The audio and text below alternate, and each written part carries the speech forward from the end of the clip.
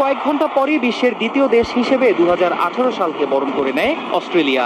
ঐতিহ্যবাহী সিডনি হারবারের মনোমুগ্ধকর আর চোখ ধাঁধানো আতশবাজির মধ্য দিয়ে নতুন বছরকে স্বাগত জানানো হয়। প্রতিবারের মতো এবারও ইংরেজি নতুন বছরকে স্বাগত জানাতে সেখানে হাজির হন হাজার হাজার দেশি ও বিদেশি পর্যটক।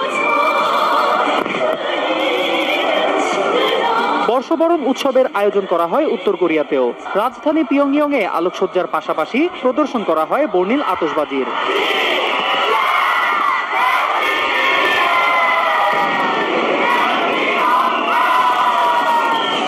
বর্ষবরণের বর্ণিল সাজে সেজেছে চীনের হংকং শহরও। নতুন বছরকে স্বাগত জানাতে ঘড়ির কাঁটায় রাত 12টা বাজার সঙ্গেই শহরের বিখ্যাত ভিক্টোরিয়া হারবারে মনোমুগ্ধকর আতশবাজির মধ্য দিয়ে স্বাগত জানানো হয় 2018-কে। এ সময় বর্ণিল আলোয় ছেয়ে যায় পুরো শহর। এছাড়াও বর্ণিল আতশবাজি আর নানা আয়োজনের মধ্য দিয়ে বর্ষবরণ উৎসবে মাতে থাইল্যান্ডও।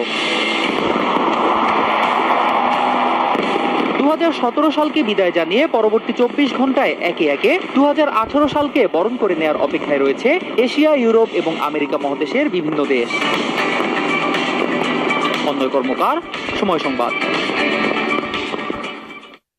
এদিকে ইহাবুদ্দিন কিসলুর রিপোর্ট।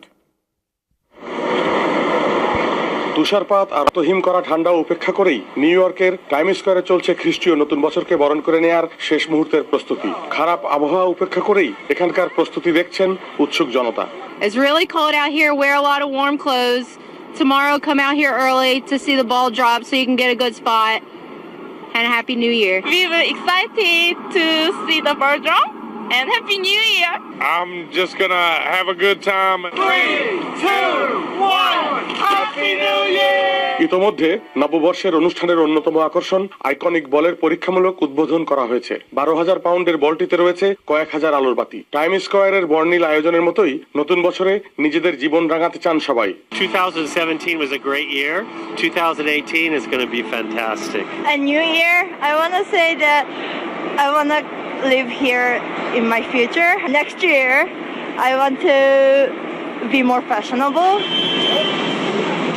বর্ষবরণ উৎসবকে নির্বিঘ্ন করতে সব ধরনের নিরাপত্তা নিশ্চিত করা হয়েছে বলে জানিয়েছেন নিউ ইয়র্ক সিটি মেয়র।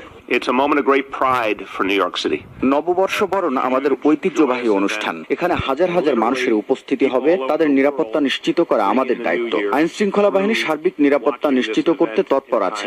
বর্ষবরণ উৎসবকে ঘিরে সন্ত্রাসী হামলার কোনো হুমকি নেই।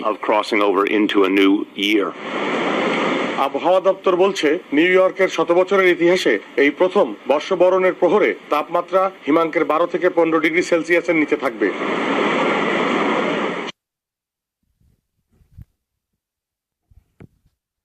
শিহাবুদ্দিন কিসলু, সময় সংবাদ।